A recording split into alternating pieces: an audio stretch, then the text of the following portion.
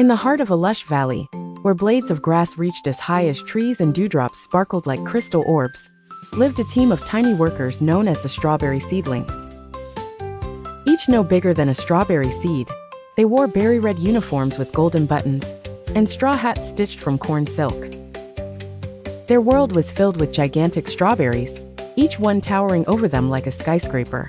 These monstrous fruits shimmered in the golden morning sunlight, their golden seeds catching the light like flecks of treasure.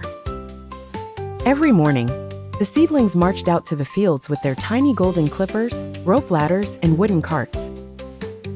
Some climbed the enormous strawberries using silk ropes, slicing through thick green stems with the precision of master craftsmen. The fruits fell gently onto soft moss beds, cushioned by petals gathered from wildflowers. Then came the real magic, the candy works. Inside the strawberry factory, tucked inside a hollowed-out mushroom, and hidden beneath a leaf canopy, the strawberry factory buzzed with energy. Conveyor belts made from caterpillar silk twisted through the space like roller coasters. Tiny wooden gears turned with the help of busy ants running in hamster wheels. The harvested strawberries arrived on tiny carts pulled by bumblebees. At the juice press station, workers danced on trampoline-like membranes, bouncing to squash the strawberries. The juice poured down thin, transparent pipes into glowing glass jars. At the candy cauldron, bubbling syrup was stirred with spoons carved from cinnamon bark.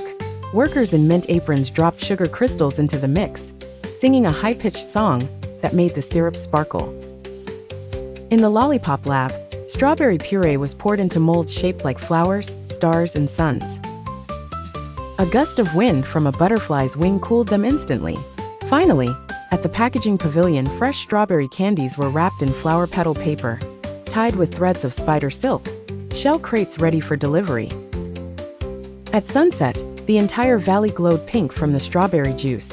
Fireflies buzzed gently above the fields as the seedlings toasted thimble-sized mugs of fizzy berry soda.